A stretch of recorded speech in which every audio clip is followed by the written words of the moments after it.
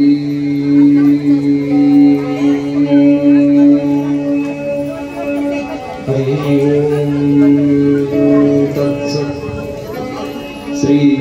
कृष्ण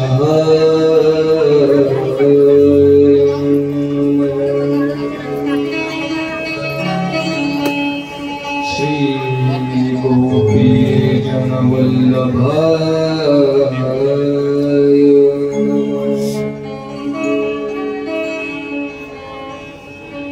श्रीमद आचार्य चरण कमलभो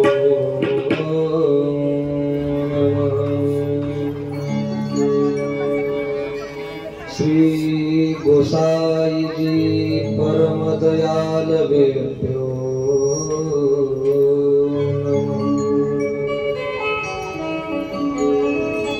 श्री गुरु चरण कमलेभ्यो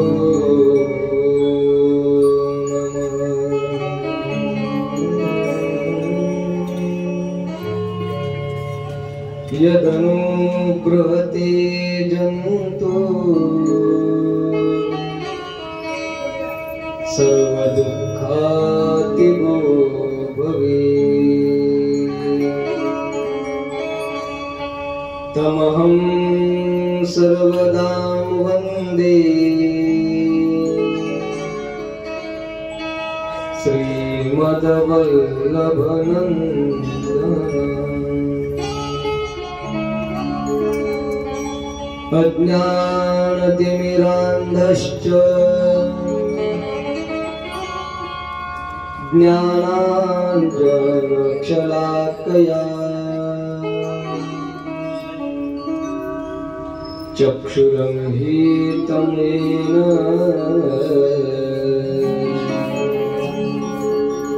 तस्मै श्रीगुरवे नमः।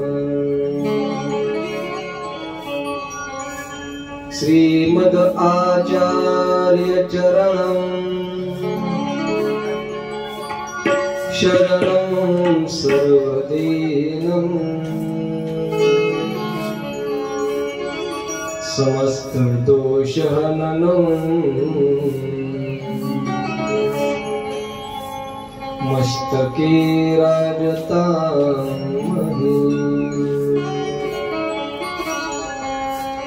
कृष्णाय वासुदेवाय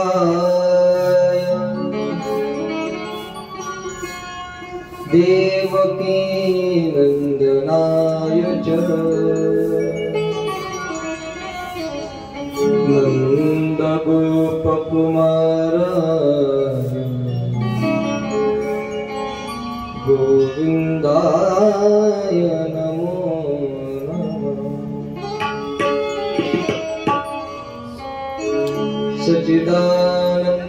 सच्चिदानन्दरूपाय विश्वोत्पत्त्यादिहेतवे तापत्रयविनाशाय गोविन्दाय नमो नमः। गुरुर्ब्रह्मा गुरुर्विष्णु गुरुर्ब्रह्मा महेश्वरा गुरु साक्षात् परब्रह्म तस्मै श्री गुरवे नमः। योऽन्तः प्रविश्य मम वाचमिमां प्रसूप्तां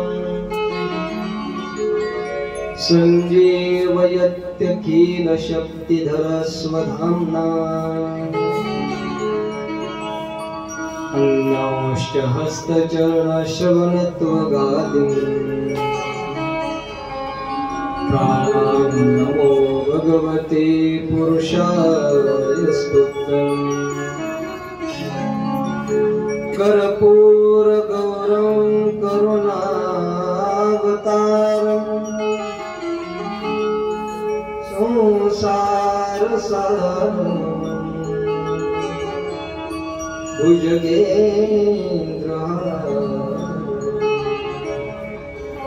सदा वसन्तं हृदयारविन्दे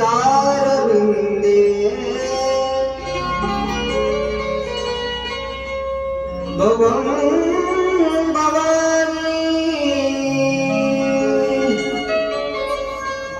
सहितं नमामि भवं भवानी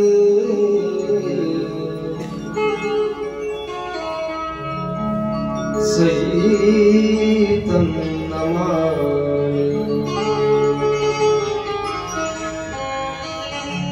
श्री राधा गोपाल प्रभु की, श्री राधा रमण लाल की, पुंडरीक वरदान श्री राधे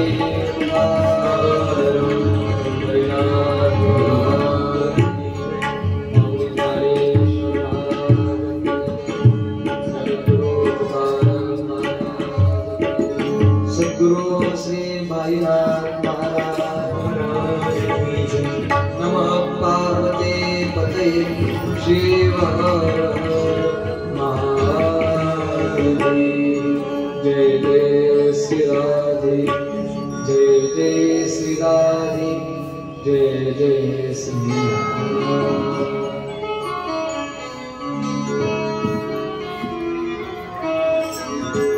ओम नमः शिवाय, ओम नमः शिवाय, ओम नमः शिवाय, ओम नमः शिवाय, ओम नमः शिवाय, ओम नमः शिवाय, ओम नमः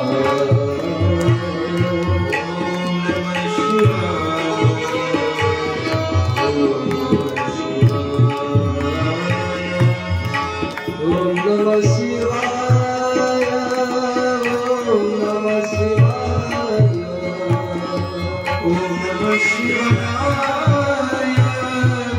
ओम नमः शिवाय, ओम नमः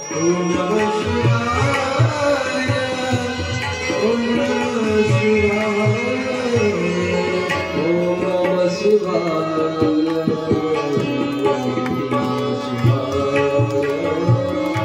ओम नमः शिवाय, ओम नमः शिवाय,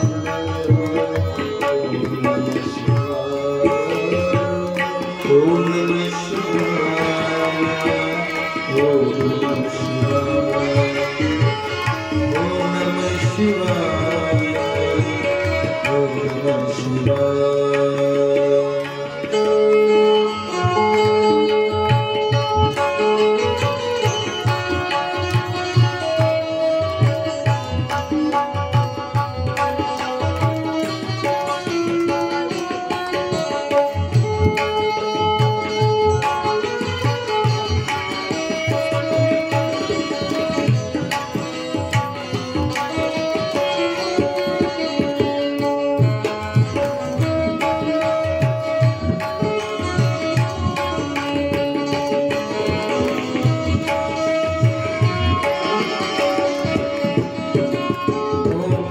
शिवाय,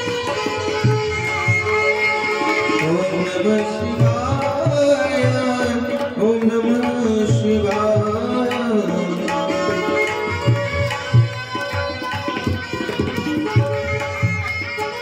ओम नमः शिवाय,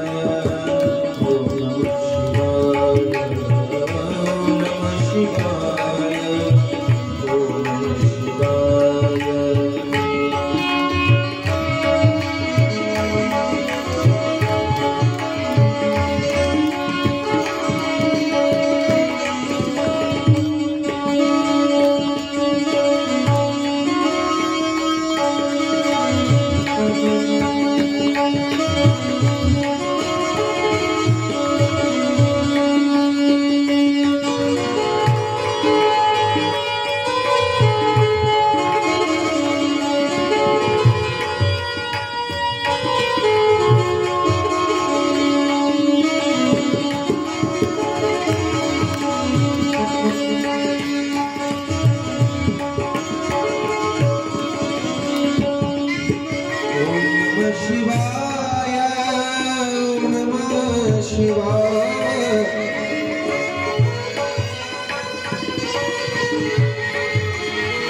नमः शिवाय नमः शिवाय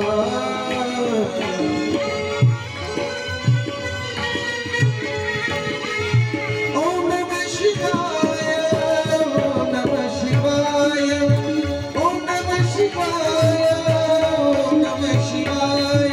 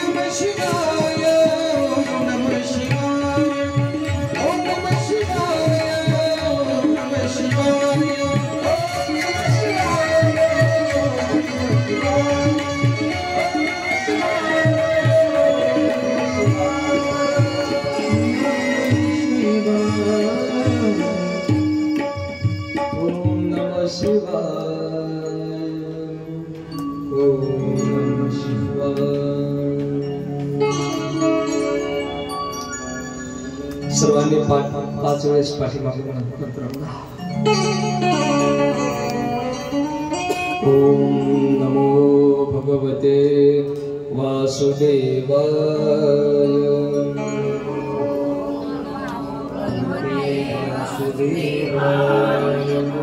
ओम नमो भगवते वासुदेवाय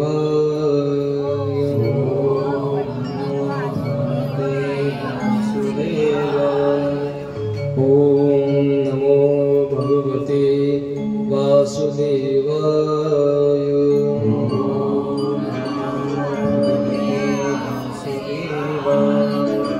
ओम नमो भगवते वासुदेवाय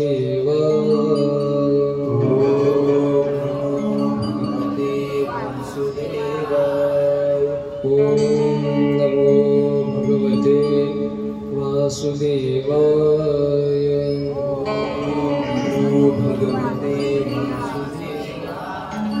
श्री शिवाय नमस्तुभ्यं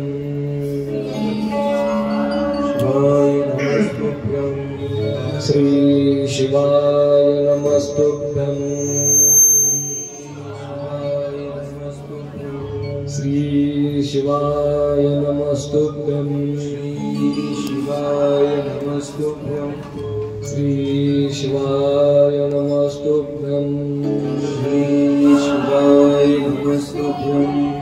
श्री शिवाय नमस्तुभ्यं श्री शिवाय नमस्तुभ्यं श्री शिवाय नमस्तुभ्यं श्री शिवाय नमस्तुभ्यं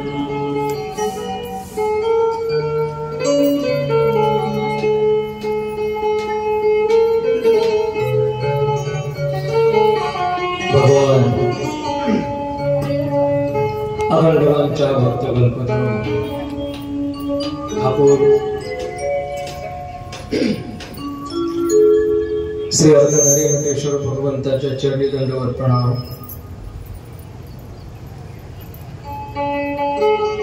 पंढरीश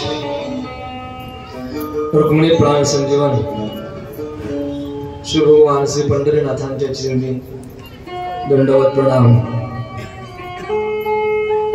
विश्वमावळी संत श्रेष्ठ श्री ज्ञानोबराया जगद्गुरु श्री तुकोबर यांचे चरणदंडवत प्रणाम।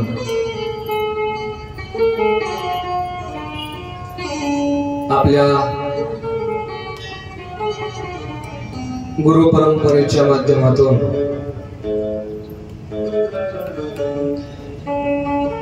अनेक भाविक भक्तांना पवित्र करून पावन करून परमार्थ मार्ग तथा भक्ती मार्ग प्रस्थापित करून अंतःकरणामध्ये भगवत स्वरूपाची जाणीव करून देणारे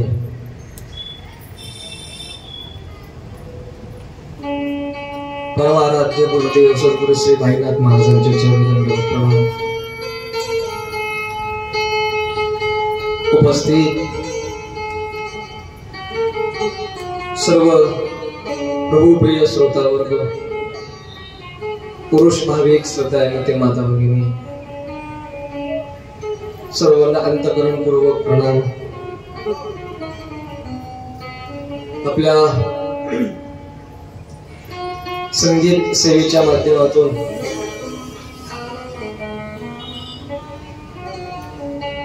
ही सेवा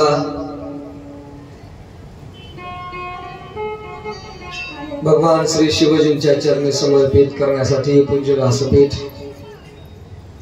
निवासपीठावरील सर्व माझे सहकारी वाद्यवृंद, हरिभक्तीपरायण संदीप महाराज, हरिभक्तीपरायण विशाल महाराज, हरिभक्तीपरायण अरुण महाराज, हरिभक्तीपरायण योगेश महाराज, हरिभक्तीपरायण सोपान महाराज, सर्व वाद्यवृंदांच्या चरणी साष्टांग प्रणाम।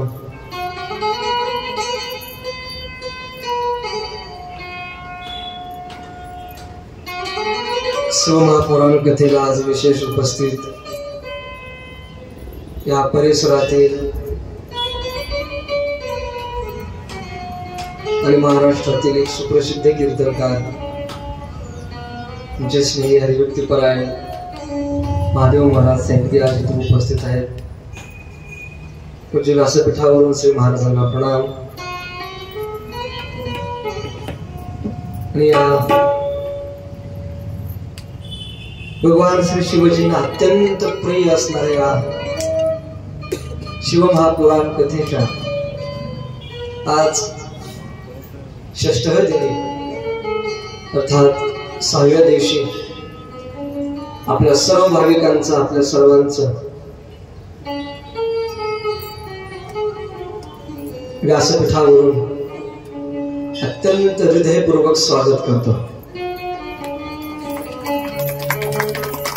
भगवान श्री शिवजींची ही शिवमहापुराण कथा गेली 5 दिवस आपण श्रवण करत आहोत, आजही श्रवण करतोय। उद्या या कथेचा सांगता समारोह आपल्या सर्वांना करायचा आणि कथा भगवान श्री अर्धनारीनटेश्वर अर्थात शिवशक्तींच्या चरणी समर्पित करायचे।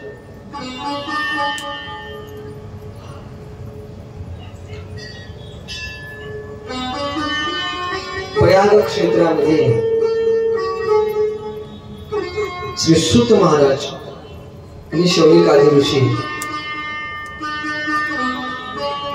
या सर्व मंडळींचा, सर्व ऋषी देवतांचा महायज्ञ सुरू आहे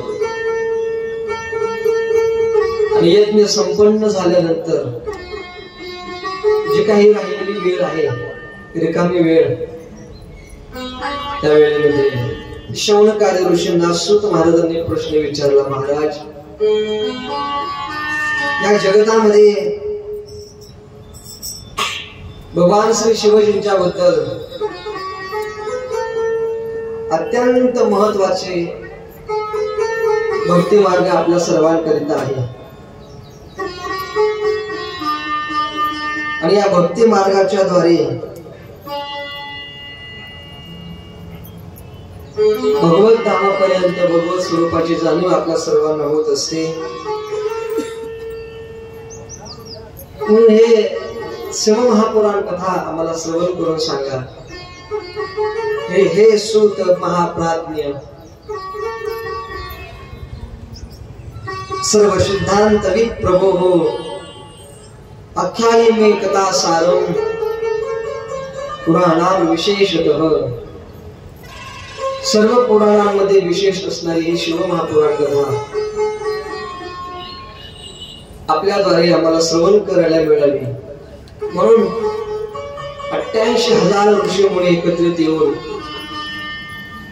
श्री सूत महाराजांच्या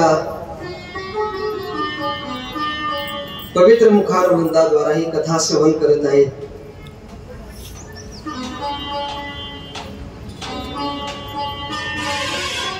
आणि या कथेचा भाग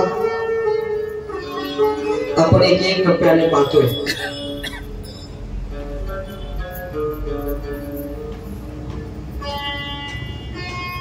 कथा ही केवळ कथा नसते महाराज, कथा ही केवळ कथा नसते।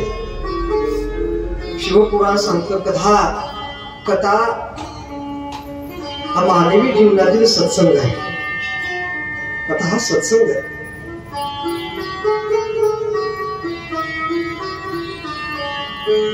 आणि सत्संगाद्वारे भगवत धामाची प्राप्ती होत असते। संत महात्मे सत्संग करतात।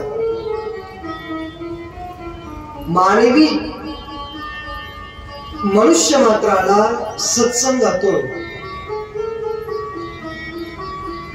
आपल्या मूळ स्वरूपाची जाणीव होते।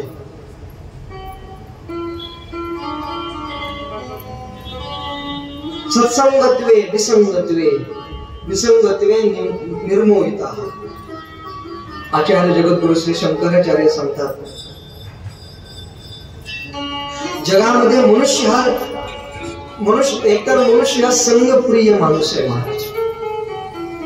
प्रत्येक मनुष्य हा संगप्रिय आहे। प्रत्येकाला संग आवडतो। मनुष्याला एकांत आवडत नाही, पण संग आवडतो।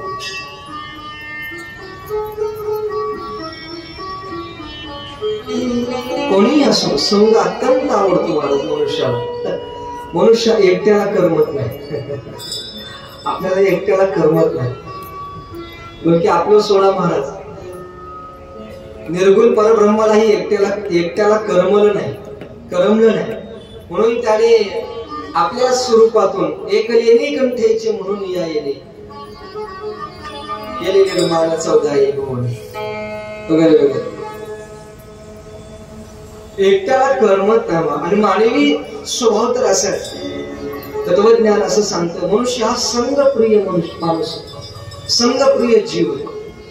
इतर कोणताही प्राणी संघाशिवाय राहू शकतात, मनुष्य संघाशिवाय राहू शकत नाही।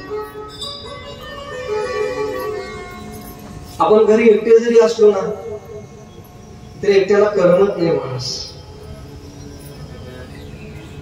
आता असं झालंय, मनुष्य आता एकटा नाहीच। थोडं गमतीनं बोलतो, मनुष्य आता एकटा नाहीच। मनुष्य कुठेही जाऊ दे महाराज, त्याच्यासोबत त्याचा मोबाईल आहे। त्याच्यासोबत त्याचा मोबाईल आहे।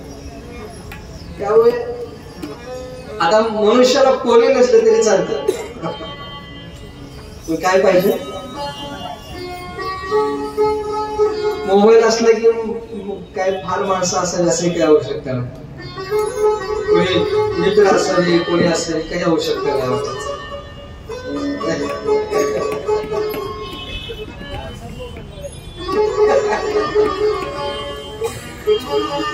संगप्रिय मनुष्य आहे।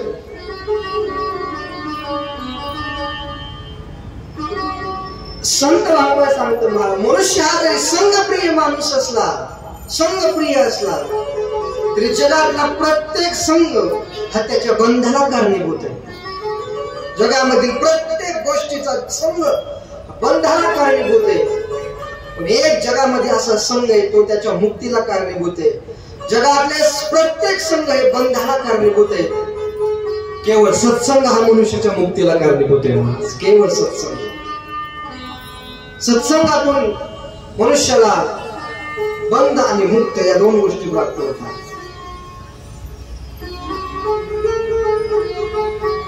संगती अत्यंत महत्वपूर्ण गोष्ट आहे.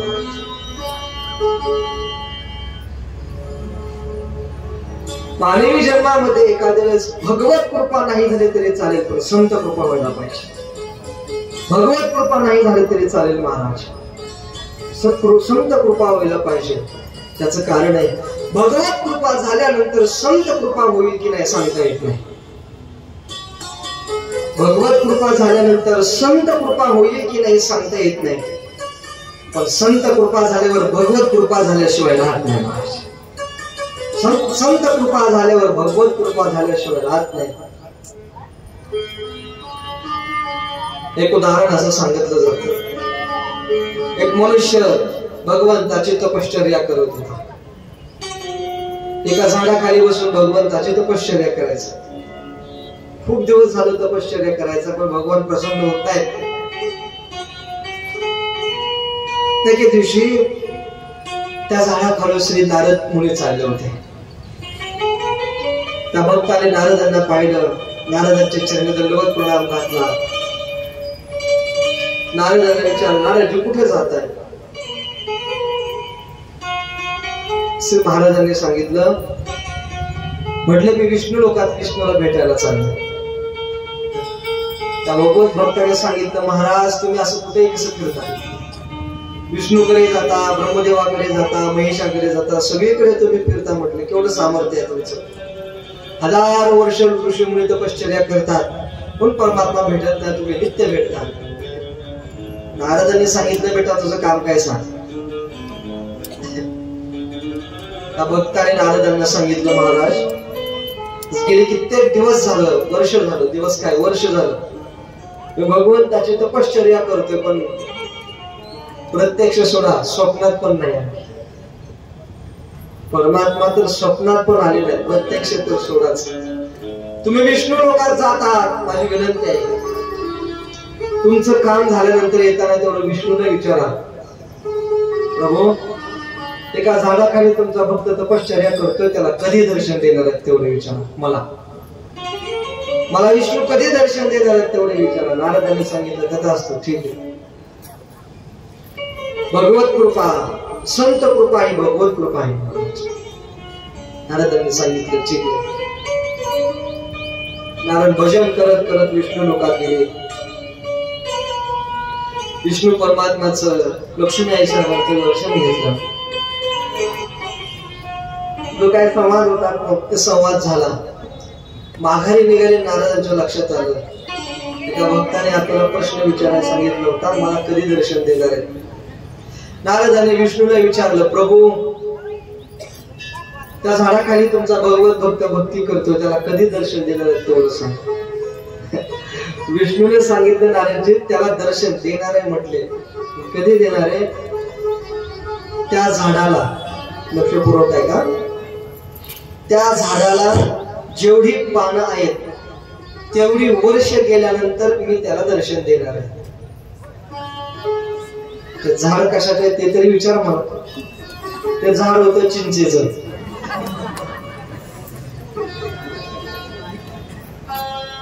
कशाचं होतं? पळसाचं असतं तरी ठीक आहे ना, वडाचं असतं तरी ठीक आहे, पिंपळाचं असतं तरी ठीक आहे नाही का. चिंचेचं झाड त्याला किती पान असतात, कोण अंदाज लावू शकेल.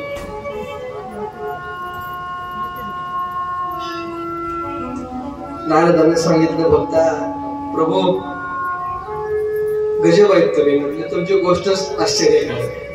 अरे तो जगला तर पाहिजे तेवढं वर्ष, तो भक्त जगला तर पाहिजे तेवढं वर्ष. तुम्ही त्याला तेवढी वर्ष झाडाला जेवढी पाण्यात तेवढी वर्ष गेल्यानंतर तुम्ही दर्शन देणार, तो जगला तर पाहिजे.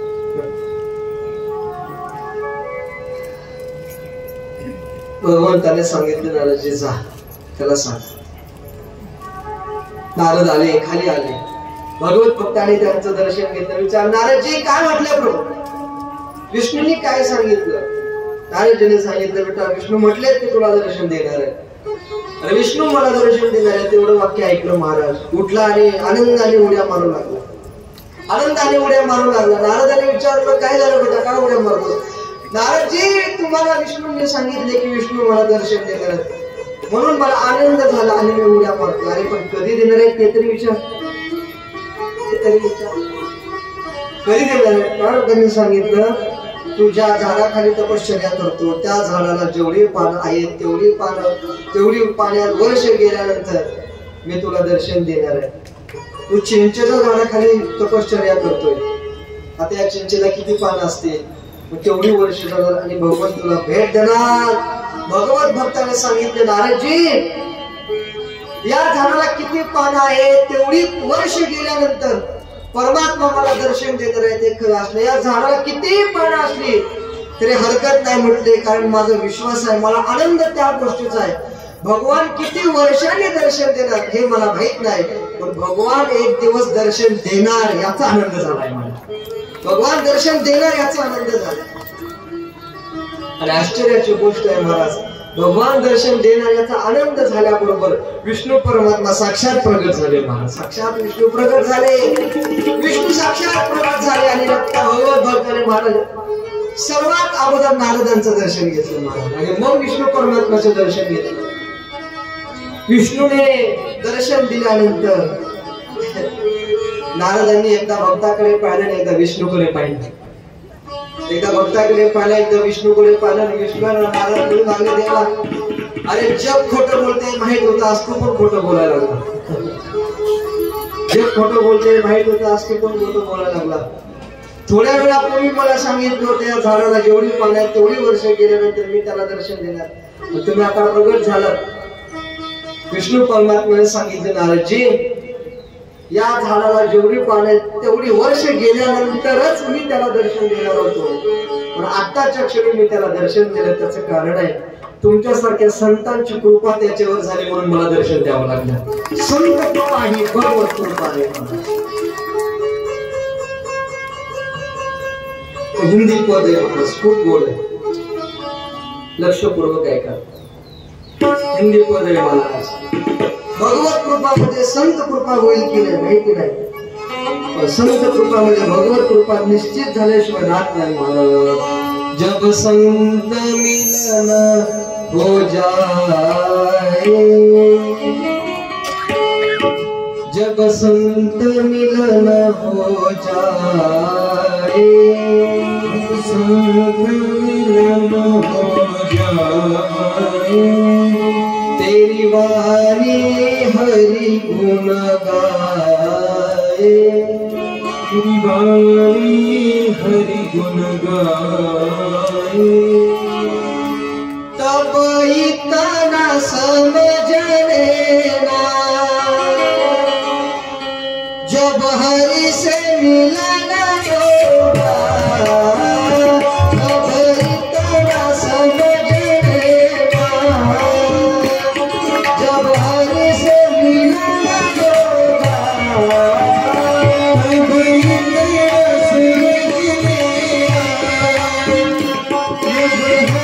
से मिलन होगा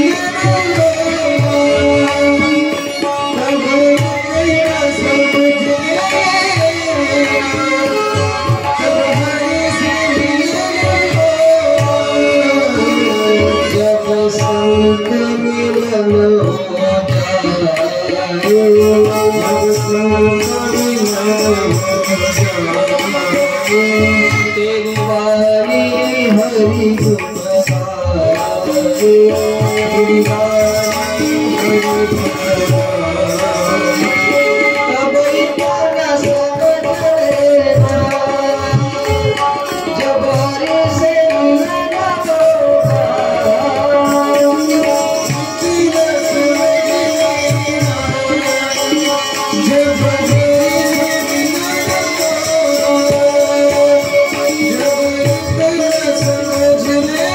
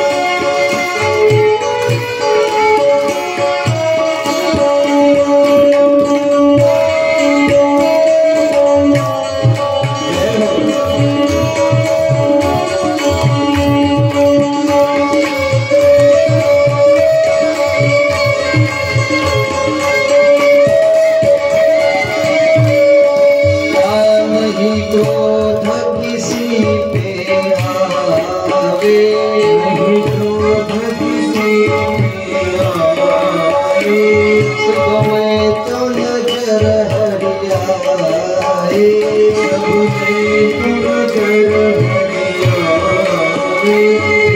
क्रोध किसी पे आए,